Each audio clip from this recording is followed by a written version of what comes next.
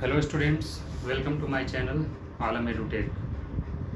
पिछले क्लास में हम लोगों ने टेंस पढ़ा था।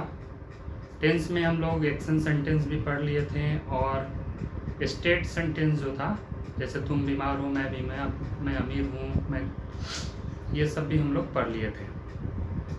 तो अभी जो हम लोग पढ़ने जा रहे हैं, केस पढ़ने जा रहे हैं। आगे बढ़ने से पहले केस जान लेना ज़रूरी है, क्योंकि अभी तक हम लोग जो ट्रांसलेशन बनाए हैं हिंदी टू इंग्लिश, बहुत ही सिंपल सेंटेंस का बनाए हैं। अब थोड़ा सा सेंटेंस बड़ा भी होता है, जैसे कि उसने मुझे मारा, उसने मुझे मारा। इसमें दो सब आदमी हैं। एक उसने जो काम कर रहा है, उसने मारने का काम कौन है, उसने किसे मारा, मुझे मारा। अब इस तरह के सेंटेंसेस का हम लोग ट्रांसलेशन नहीं बनाए, तो इस तरह का सेंटेंस भी हमें समझ लेना ज़रूरी है, क्योंकि आगे अगर हम पढ़ते हैं तो हो सकता है ऐसे सेंटेंस हमारे सामने आए। जैसे मेरी माँ मुझे खिला रही है, इसमें दो आपको ऐसा कंफ्यूज होगा कि दो सब्जेक्ट है। तो सब्जेक्ट तो काम कोई एक ही कर रहा है, वो मेन सब्जेक्ट होगा, और दूसरा जो आदमी होगा उसका क्या होगा, कहाँ पे उसको हम लोग इंग्लिश उसका क्या होगा और कहाँ पे उसको लिखेंगे, इसको समझ लेना ज़रूरी है। उसी समझने के लिए हमें केस को समझना पड़ेगा। केस होता क्या है? केस तो आप अगर ये हिंदी में ऐसे कारक बोलते हैं, ठीक है। आइए यहाँ पे समझते हैं क्या केस जो है। केस शोज अ नाउन्स और a pronoun relationship with the other words in a sentence. एक वाक्य में केस जो होता है, नाउन और प्रोनाउंस का जो रिलेशन है, जो अदर वर्ड्स हैं उसके साथ शो करता है। जैसे यहाँ पे मैं एक एग्जांपल लिया, सी इज ईटिंग राइस। यहाँ पे राइस क्या है? नाउन है। वह चावल खा रही है, नाउन। दूसरा एक सेंटेंस है, राइस इज अ ग्रेन। तो यहाँ पे जो पहला सेंटेंस है, सी इज राइटिंग, राइस का रिलेशन किससे? राइटिंग से, खाने का। सी इज ईटिंग राइस, क्या खा रही भाई? तो राइस खा रही है। तो ये यहाँ पे हमारा नाउन हुआ। और यहाँ पे देखिए दूसरा सेंटेंस है, rice is a grain. Rice क्या है? एक अनाज है। तो यहाँ पे राइस नाउन है। तो एक चीज ये हमारा क्लियर हुआ यहाँ पे कि noun doesn't change whether it is used in subject और ऑब्जेक्ट। नाउन यहाँ पे यूज हुआ है एज ए सब्जेक्ट, यहाँ पे कैसा यूज हुआ है? As a subject. यहाँ पे क्या यूज हुआ है? As a object. या अदर वर्ड्स हम लोग जैसे टेंस पढ़े थे तो उसमें रूल में हम लोग लिखते थे ना, अदर वर्ड्स, वही ऑब्जेक्ट हुआ। तो यहाँ पे राइस यूज हुआ ऑब्जेक्ट के रूप में, यहाँ पे यूज हुआ सब्जेक्ट के रूप में, लेकिन इसके कोई चेंजेस नहीं हुआ। सेम राइस का राइस यहाँ भी है, यहाँ भी राइस है। लेकिन प्रोनाउन में ऐसा नहीं है। प्रोनाउन के केसेस चेंज होते हैं। तो वो क्या क्या चेंज होता है हम लोग पहले समझ लेते हैं। केस होता है कितने टाइप का होता है, केस तो समझ में आ गया क्या होता है। अब ये जो है इसका टाइप्स जो है 3 टाइप्स के होते हैं केस। 3 टाइप्स में जो पहला टाइप है हमारा सब्जेक्टिव केस या नॉमिनेटिव केस इसको बोलते हैं। इसको ये हमारा क्या हुआ? फर्स्ट टाइप हुआ सब्जेक्टिव केस या नॉमिनेटिव, दोनों इसका नाम है। दूसरा है हमारा पोसेसिव केस, तीसरा है हमारा ऑब्जेक्टिव केस। लेकिन अब हम लोग प्रोनाउन का केस पढ़ने जा रहे हैं। ये बहुत इंपॉर्टेंट है प्रोनाउन का, ठीक है। अब ये हम प्रोनाउन जानते हैं, I, we, you, he, she, it, they. हम लोग पहले ही लिस्ट बना लिए थे प्रोनाउन का कि ये सारे प्रोनाउन हैं। सब्जेक्ट के रूप में इसका जो यूज होता है प्रोनाउन का, मैं के लिए होता है। तो सब्जेक्ट के रूप में मैं का आई ही होता है, वी का वी ही होता है, यू का यू होता है, ही का ही रहता है। मतलब जो प्रोनाउन है वो सब्जेक्ट केस में सेम वही यूज होता है। लेकिन चेंजेस कहाँ होती हैं? जब आप जाएंगे पोसेसिव केस। पोसेसिव केस क्या है पहले समझ लेते हैं। पोसेसिव केस वैसा केस जिसमें कि किसी सामान पे कोई ऐसा हक हम अपना दिखाएं, मालिकाना हक जो होता है ना, अधिकार, वो हमारा होगा पोजीशन, जिससे पोजीशन का भाव है। जैसे बोले कि माई कार, मेरी कार, इसका क्या मतलब है? मेरी कार। हम बोले कि आवर कंट्री, इसका मतलब क्या हुआ? हमारा देश। हम बोलते हैं योर पेन, इसका मतलब क्या है? तुम्हारा कलम। हम बोलते हैं हिज हाउस, इसका मतलब क्या है? उसका घर। हम बोलते हैं हर हाउस, इसका मतलब क्या है? उसकी घर। हम बोलते हैं इट्स नेम, इसका नाम, ठीक है, इसका नाम। देयर देयर हाउस बोल सकते हैं, उनका घर। देयर कार, कुछ भी आप लगा सकते हैं, कोई भी उसमें नाउन जोड़ दीजिए। तो उससे क्या भाव हो रहा है, पोजीशन का भाव आ रहा है। पोजीशन का जब भाव आएगा तो वो होगा हमारा पॉजेसिव केस। किसी सामान पे मालिकाना हक दिखाएंगे ना, माई स्कूल, मेरा विद्यालय, मेरा स्कूल, ठीक है, हमारा, आवर हाउस, आवर होम, कुछ भी हम बोल लें तो ये हमारा होगा पोसेसिव केस। अब देखिए ऑब्जेक्टिव केस क्या होता है। अगर मैं का इस्तेमाल, जो आई होता है, आई का हिंदी होता है मैं, अगर मैं का यूज सेंटेंस में ऑब्जेक्ट के रूप में हुआ है, अगर मैं का यूज सेंटेंस में अगर सब्जेक्ट के, मेन सब्जेक्ट के रूप नहीं हुआ है, ऑब्जेक्ट मतलब कि उसने काम नहीं किया है, कुछ जो एक्शन करता है वो सब्जेक्ट होगा। तो अगर मैं का वहां पे कोई काम नहीं किया है और सेंटेंस में आया है तो वो हमारा जाएगा ऑब्जेक्ट के रूप में। जैसे कैसे यहाँ राइस है वैसे ही हमारा मैं वहां पे चला जाएगा। हम इसको आगे एक ट्रांसलेशन बनाएंगे तो उसमें ये क्लियर होगा, पहले समझ लेते हैं, उसके बाद हम इसको एग्जाम्पल देकर देखेंगे भी। आई जब यूज होगा ऑब्जेक्ट के केस में तो उसका इंग्लिश हो जाएगा मी, ठीक है।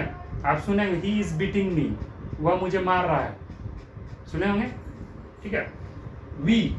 वी का जब इसके सेंटेंस में यूज होगा ऑब्जेक्ट के सेंस में तो इसका इंग्लिश हो जाएगा वहां पे अस के रूप में होगा। अब हम बोले कि माई फादर लव्स अस, हमारे पापा हम सबको प्यार करते हैं, ठीक है। उसके बाद आता है यू जो है आपका पोसेसिव केस, इसका क्या होता है ये तो हम देख लिए। यू का हो जाएगा यू ही रहता है, ठीक है ना। जैसे कि हम बोले आई स्पोक टू यू, मैंने तुमको बोला, ठीक है।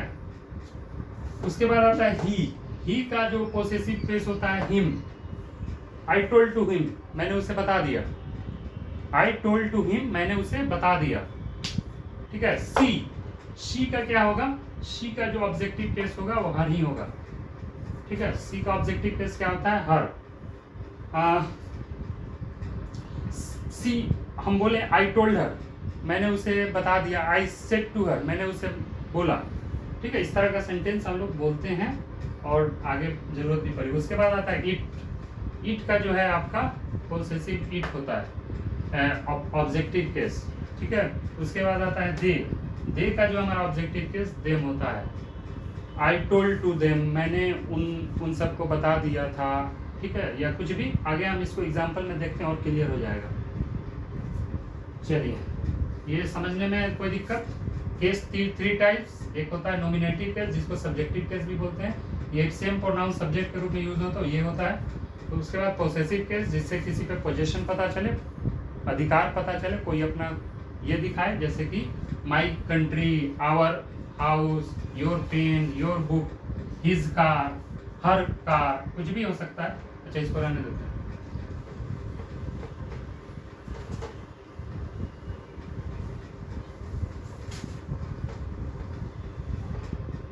इसको नहीं मिटाना चाहिए था। आई का हमारा होता है मी, वी का होता है अस, हमारा यू का होता है यू ही रहेगा, ई का होता है ऑब्जेक्टिव हिम, सी का होता है हर,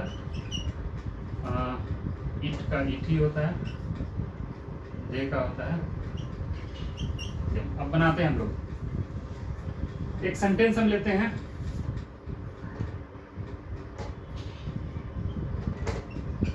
वह मुझे मारता है। सबसे पहले इसको पकड़ते हैं, कौन सा टेंस है। सबसे पहले तो ये टेंस प्रेजेंट है, लास्ट में है लगा हुआ है। हम लोग जो भी बात कर रहे हैं एक्शन सेंटेंस की बात कर रहे हैं अभी। तो वह मुझे मारता है, ये हम बोले तो मारने का काम कौन कर रहा है, वह कर रहा है। तो वह हमारा यहाँ पे क्या है, मेन सब्जेक्ट है। तो इसको हम लोग अब ये एक चीज और देख लेते हैं। वह मुझे मारता है, ये कौन सा टेंस है, ये हमारा सिंपल प्रेजेंट टेंस है, ता लगा हुआ है, मारता है। इसको हम इंग्लिश ट्रांसलेट करते हैं। वह का ही, मारना का अंग्रेजी होता है बीट। तो लेकिन प्रेजेंट सिंपल टेंस में जो बीट वह के साथ जो वर्ब का है 5वां रूप लगता है, जिसमें एस ही बीट्स मुझे का अंग्रेजी में क्या बोला, मुझे का तो ऐसे आई होता है अगर सब्जेक्ट में रूप, लेकिन ऑब्जेक्ट रूप में अगर आई का यूज क्या होगा, मी, ही बीट्स मी। समझ में आया, इज दैट क्लियर। अब हम एक दूसरा सेंटेंस लेते हैं, ठीक है।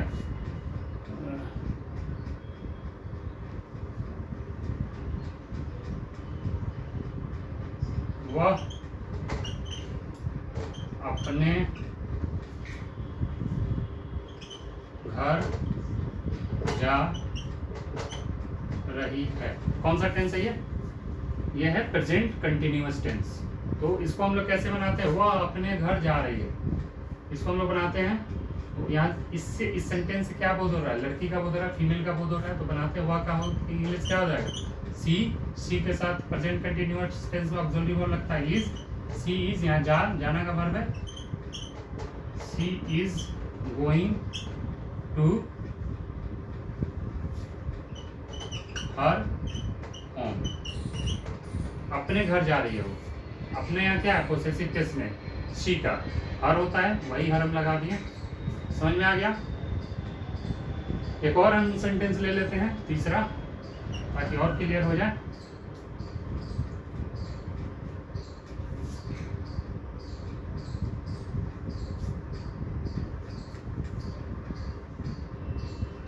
मैंने उससे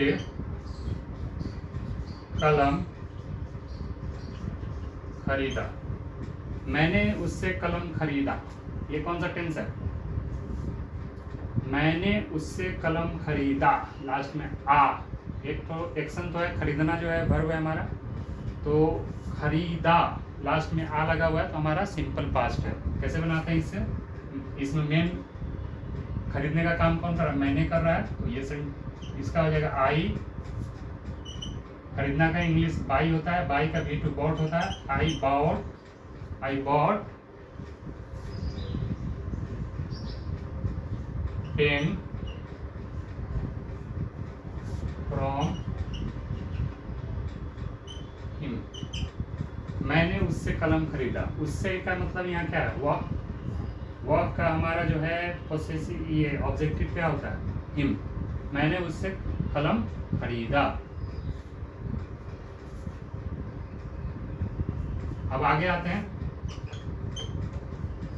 एक और बना लेते हैं,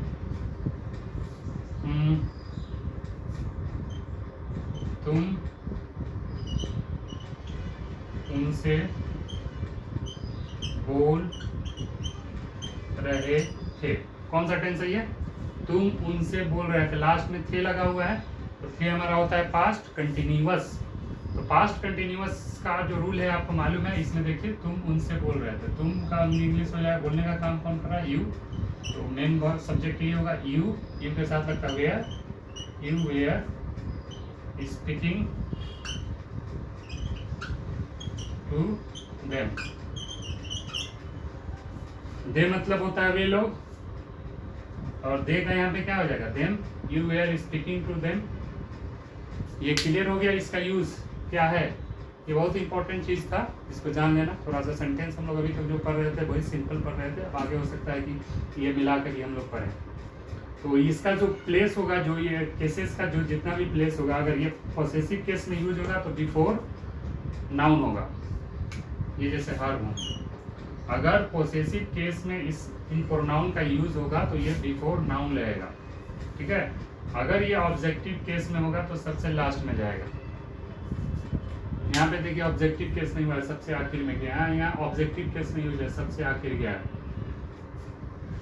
यहाँ पे ऑब्जेक्टिव केस में हुआ है, सबसे आखिर में गया है, यहाँ पे पॉसेसिव केस है, वह अपने घर जा रही है, अपना घर क्या हुआ, उसका इससे पोजीशन दिख रहा है, तो she is going to her home, अगर पोजीशन के रूप में प्रोनाउन का यूज होगा तो वहाँ पे आपका नाउन के पहले रहेगा, ठीक है। अब आगे हम लोग बढ़ते हैं, जो पिछले क्लास में हम लोग ने बात की थी उसको देख लेते हैं।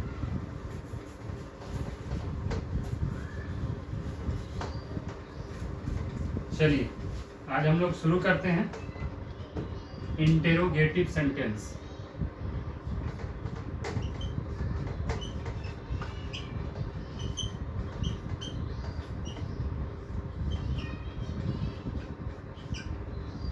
इंटेरोगेटिव सेंटेंस, इसके लास्ट में ऐसा लगा रहेगा, इंट्रोगेट मतलब प्रश्न पूछना, इसमें लगेगा कि प्रश्न पूछा जा रहा है। तो हम लोग अभी तक पढ़े थे अफर्मेटिव सेंटेंस, तो हम उसी अफर्मेटिव को इंट्रोगेटिव में कैसे बदलेंगे, ये इसको देखना है हमें, उसी का रूल सीखना है। चलिए आइए, सबसे पहला हम लोग शुरू करते हैं सिंपल प्रेजेंट टेंस से। Simple present tense, simple present tense का हमें पहचान मालूम है कि क्या होगा। चलिए एक एग्जांपल लिख लेते हैं डायरेक्ट, हम रूल कुछ नहीं लिखेंगे, सिर्फ रूल लिखेंगे कि इंट्रोगेटिव में कैसे हम इसको कन्वर्ट करेंगे।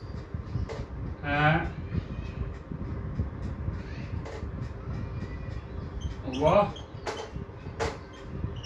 स्कूल जाती है, वह स्कूल जाती है। इसका जो हम लोग अफर्मेटिव बनाते हैं, अब हम लोग जो रूल पढ़े थे उसको हम अफर्मेटिव का पढ़े थे, यही ना पढ़े थे। उसके हिसाब से जो था हमारा होता है subject plus present, simple present tense में भी का पहला या पांचवा रूप प्लस ऑब्जेक्ट या अदर वर्ड्स होता है। ठीक है, एक ही चीज़ है। तो इसका हम लोग अगर बनाते हैं अफर्मेटिव तो इस रूल से क्या बनेगा, वह स्कूल जाती है। वह यहाँ सेंटेंस पढ़ने से ये पता हो रहा है फीमेल के बारे में बात हो रही है, तो वह का यहाँ सी हो जाएगा। सी जाना हमारा क्या है, वर्ब है, तो इसके साथ हमें मालूम है ही, सी, इट या किसी का नाम रहे तो सिंपल प्रेजेंट टेंस में वर्ब का क्या लगता है, पांचवा रूप लगता है। तो सी गोज टू स्कूल, ये हमारा क्या बना अफर्मेटिव। अब हम इंट्रोगेटिव कैसे बनाएंगे, अफर्मेटिव से इंट्रोगेटिव का जो रूल है सिंपल प्रेजेंट टेंस का, इसमें देखिए अफर्मेटिव सेंटेंस में कोई ऑक्सिलरी वर्ब नहीं लगता है, लेकिन कोई इंट्रोगेटिव सेंटेंस या नेगेटिव सेंटेंस बिना ऑक्सिलरी वर्ब के नहीं बनेगा। तो यहाँ पे कौन सा ऑक्सिलरी वर्ब लगेगा हम बता दें आपको। इसका जो रूल है पहले ये समझ लीजिए, इंट्रोगेटिव बनाने का क्या होगा, सबसे पहले लगेगा डू या डज, डू डज, उसके बाद हमारा रहेगा सब्जेक्ट, उसके बाद यहाँ लगेगा वर्ब का पहला रूप, फिर हमारा लगेगा ऑब्जेक्ट। अब देख लेते हैं डू किसके साथ लगेगा, डू लगेगा हमारा यू, वी, दे और आई के साथ हमारा क्या लगेगा, डू लगेगा। डज किसके साथ लगेगा देख लीजिए, ही, शी, इट या किसी का नाम रहेगा, डज रहेगा।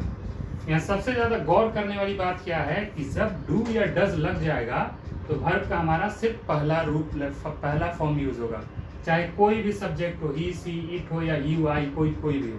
ये यहाँ गौर करने वाली बात है।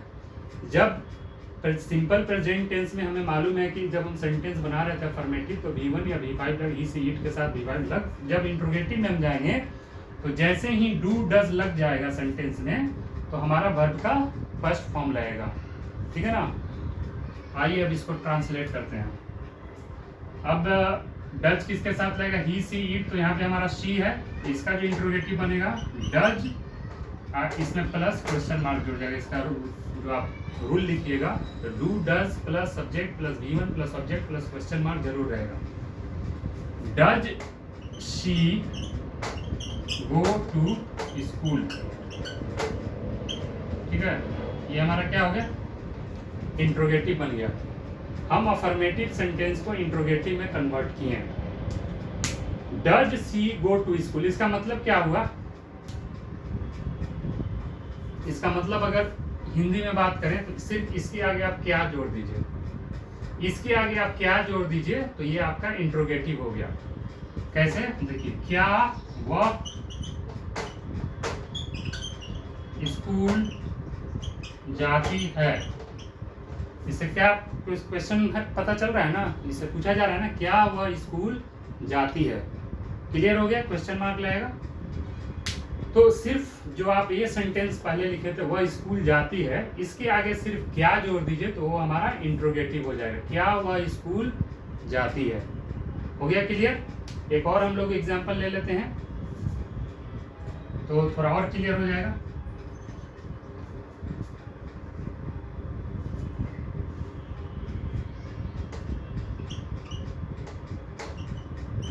हम लोग चावल खाते हैं, ये हमारा अफर्मेटिव सेंटेंस है। इसको हम अगर इंग्लिश में कन्वर्ट करें तो अफर्मेटिव हमारा क्या हो जाएगा, we subject we eat rice, यही ना होगा सिंपल प्रेजेंट टेंस में, जिसमें तो ऑक्सिलरी वर्ब नहीं लगता अफर्मेटिव सेंटेंस में। लेकिन जब हम बात करेंगे किसकी, इंट्रोगेटिव की, तो हमें आपको मालूम है कि यहाँ पे डू डज लगेगा ऑक्सिलरी वर्ब, तो यहाँ पे मालूम है कि हम के साथ जो वी है, वी के साथ क्या लगेगा, डू, तो इसका इंग्लिश हो जाएगा interrogative, do we eat rice. यहाँ पे क्लियर हो गया, क्वेश्चन मार्क लग जाएगा। इसका अगर हिंदी हम बात करें तो क्या हो जाएगा, सिर्फ इसके आगे क्या लगा दीजिए, क्या हम लोग चावल खाते हैं, तो ये आपका इंट्रोगेटिव हिंदी में हो गया। मतलब इसका क्या हो गया, क्या हम लोग चावल खाते हैं, ये क्वेश्चन मार्क लग जाएगा।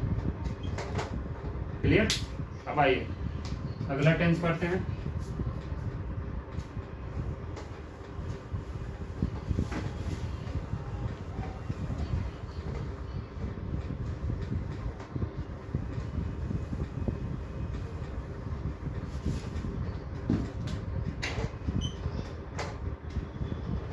दूसरा हमारा present continuous tense. Present continuous, इसको हम एक बार एग्जांपल देते हैं, आपको समझ में आ जाएगा। जो अफर्मेटिव होता है इसका वो क्या होता है, वह हम बोले हंस रही है। इसका अगर हम बनाते हैं जो इसके हिसाब से अफर्मेटिव का रूल जो है वो क्या है, सब्जेक्ट प्लस इज आर या एम, कोई एक ऑक्सिलरी वर्ब रहेगा, प्लस वर्ब का चौथा रूप जिसमें आईएनजी लगा रहता है, प्लस ऑब्जेक्ट। यही रूल हम लोग पढ़े थे। तो इसको हम अफर्मेटिव बनाते हैं, वह हंस रही है, तो वह इससे फीमेल का बोध हो रहा है, तो वह का हो जाएगा शी, सी के साथ ऑक्सिलरी वर्ब क्या लगता है, इज, हंसना का लाफ होता है, इसमें आईएनजी जुड़ जाएगा तो भी फोर हो जाएगा, सी इज लाफिंग। ये हमारा हो गया। अब इसका हम इंट्रोगेटिव कैसे बनाएंगे, इसको समझ लीजिए। इंट्रोगेटिव में इसमें कुछ नहीं करना है, सिर्फ ऑक्सिलरी वर्ब को उठा के ला देना इधर। मतलब क्या होगा, इज, आर या एम जो ऑक्सिलरी वर्ब रहेगा वो आगे आ जाएगा एकदम, उसके बाद होगा सब्जेक्ट, उसके बाद होगा वर्ब बिफोर, उसके बाद ऑब्जेक्ट। इसमें कोई चेंजेस नहीं होगा, सिर्फ नया चीज कुछ नहीं जुड़ेगा। इज, आर, एम जो ऑक्सिलरी वर्ब उसको उठा के आगे ला देंगे तो हमारा इंट्रोगेटिव बन जाएगा। सब्जेक्ट से पहले ला के रख देंगे, जैसे इसमें देखिए इज, आर, एम हमारा सब्जेक्ट से क्या हुआ, आगे आ गया, उसके बाद बिफोर, फिर ऑब्जेक्ट। चलिए अब इसको हम बनाते हैं। ये तो सेम इंग्लिश में क्या हो गया, देखिए is she laughing, is she laughing, ये बन गया ट्रांसलेशन। सॉरी, प्लस यहाँ पे क्वेश्चन मार्क लगेगा, इंट्रोगेटिव हम बना रहे हैं, यहाँ पे क्वेश्चन, इज शी लाफिंग, इसका क्या मतलब हुआ, क्या हुआ, हंस रही है। इसका हिंदी क्या हो जाएगा, क्या, यहाँ पे वह हंस रही है, कि आगे सिर्फ क्या लगा दीजिए तो आपका ये अफर्मेटिव से हिंदी में बात करें तो इंट्रोगेटिव, क्या हुआ, हंस रही है। ठीक है। एक दूसरा एग्जांपल ले लेते हैं हम लोग, दूसरा एग्जांपल ले लेते हैं, ये भी हमारा एग्जांपल नहीं था। दूसरा एग्जांपल ले रहे हैं।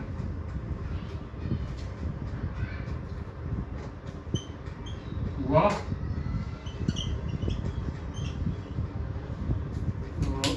ये ले लेते हैं,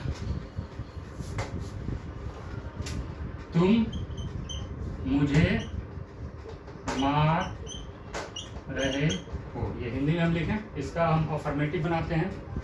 तुम का हमारा हो जाएगा यू, इसके साथ ऑक्सिलरी वर्ब आर, मारना का beat, you are beating me, ये हमारा क्या बन गया, अफर्मेटिव।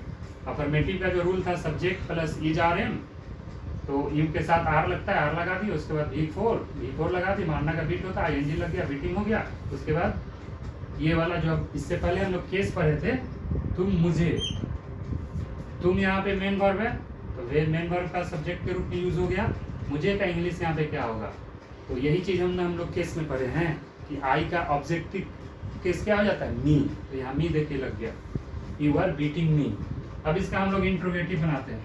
इंट्रोगेटिव में कुछ नहीं, सिर्फ ऑक्सिलरी में उठा के आगे ला देगा तो हमारा इंट्रोगेटिव बन जाएगा। ऐसे आर यू बीटिंग, इसका हिंदी क्या हो जाएगा, क्या तुम मुझे मार रहे हो। क्या, हिंदी में भी वही चीज करना है, सिर्फ इस सेंटेंस के आगे क्या लगा देना है, तो हमारा ये हिंदी में इंट्रोगेटिव हो जाएगा। तुम मुझे मार रहे हो अफर्मेटिव, और क्या तुम मुझे मार रहे हो इंट्रोगेटिव हो जाएगा। क्या तुम मुझे मार रहे हो। क्लियर हो गया ये। तो प्रेजेंट कंटिन्यूअस ये हमारा क्लियर कंप्लीट हो गया। अब अगला इसका हम लोग नेक्स्ट क्लास में पढ़ेंगे। एक चीज़ आपको और यहाँ पे मैं बताना चाहूँगा, हम जो क्वेश्चन पूछते हैं किसी से, दो टाइप्स के क्वेश्चन पूछते हैं। कोई भी क्वेश्चन हो दो तरह का होता है। एक ऐसा क्वेश्चन होता है जिसका आंसर हमें मालूम हो, सिर्फ हमें कंफर्म करना हो कि हाँ वो वही काम हो रहा है कि नहीं। जैसे यहाँ पे जैसे हम बोल रहे हैं वह हंस रही है, तो हम बोल रहे हैं यहाँ पे क्या वह हंस रही है, हमें मालूम है कि वो क्या करे, बस हमको कंफर्म करना है कि हंस रही है कि नहीं, क्या वह हंस रही है। इस तरह के क्वेश्चन का जो आंसर होगा आपको यस या नो में ही आएगा, हाँ या ना में। बार बार आपको समझा रहे हैं, क्वेश्चन जो है आपका जो इंग्लिश हो या हिंदी हो, दो तरीके से पूछा जाता है। एक ऐसा क्वेश्चन होता है जिसका आपको मालूम है, क्या तुम पटना जा रहे हो, क्या वो मर गई, हमें मालूम है मर गई, लेकिन कंफर्म करने के लिए कि हाँ मरी, तो उसका आंसर कोई देगा, या तो यस बोलेगा या तो नो बोलेगा। हम किसी से पूछे क्या तुम पटना जा रहे हो, तो या तो वो यस बोलेगा, हाँ बोलेगा, या ना बोलेगा। ठीक है, तो इस तरह के क्वेश्चन का जो जवाब आपको, इस तरह का क्वेश्चन किसी से पूछने के लिए ये जो हम लोग पढ़ रहे हैं यही हमारा यूज होता है। ठीक है, अब जैसे कि हम अगर एक्शन सेंटेंस की बात करें, वह बीमार है, सॉरी स्टेट सेंटेंस के, ठीक है, हम इसका जो अफर्मेटिव है, ये हमारा अफर्मेटिव है, अगर हम बनाते हैं तो ये बनाएंगे ही इज इल। ये हमारा स्टेट वाला सेंटेंस, एक्शन सेंटेंस, इसमें वर्ब नहीं लगा हुआ है, ही इज इल। अगर हम इसको इंट्रोगेटिव बनाना है तो ऑक्सिलरी वर्ब हमारा आगे आ जाता है, इज ही इल। ठीक है, क्या वह बीमार है, इसका मतलब क्या हो, क्या वह, इसका हिंदी क्या होगा, क्या वह बीमार है। तो मैं क्या बोल रहा था कि जो क्वेश्चन है दो तरह से पूछे थे। एक क्वेश्चन वैसे होते हैं जिनका हमें पता रहता है कि हो क्या रहा है, बस हमें कंफर्म करना है। ठीक है, तो वह बीमार है, तो इससे क्या वह बीमार है, इससे क्या पता चल रहा है, इसका आंसर हमें मिलेगा या तो हाँ या तो ना। ठीक है, यही होगा ना दो चीज। एक क्वेश्चन उसमें ऐसा होता है कि जिसमें हमें मालूम नहीं होता है कि क्या हो रहा है। जैसे तुम कहाँ जा रहे हो पूछे, तो इसमें पता चल रहा है कि कहाँ जा रहे हो, हमें नहीं मालूम। तुम क्या कर रहे हो, ये हमें मालूम है नहीं है कि वो क्या कर रहा है। ठीक है, तुम कैसे आए यहाँ, तुम कैसे आए यहाँ, हमको नहीं मालूम है आंसर। तुम्हारा नाम क्या है, इसमें हमको आंसर नहीं मालूम है, वो हमें बताएगा। इसका यस और नो में आंसर नहीं दिया जाए, उसको कुछ बोलना पड़ेगा कि my name is Rohan, my name is Ranjit. तुम क्या कर रहे हो, तो आई एम राइटिंग या आई एम रीडिंग, इस तरह से। तुम कहाँ जा रहे हो, तो बोलेगा कि I am going to Patna, मैं पटना जा रहा हूँ। तो उसमें मुंह उसको पूरा बताना पड़ेगा कि क्या कर रहा है। लेकिन हम लोग जो ये पढ़ रहे हैं इसमें क्या है ना कि इसका आंसर आपको इस तरह के क्वेश्चन का यस और नो में ही मिलेगा।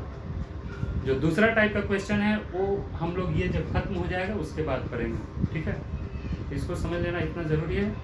आज के लिए रहने देते हैं इतना ही। अगर आपको हमारा वीडियो पसंद आए तो इसे ज़रूर लाइक कीजिए, और हमारा जो चैनल है आलम एडुटेक उसे सब्सक्राइब कर लीजिए ताकि आने वाला वीडियो आपको टाइम से मिल जाए। Okay, thank you.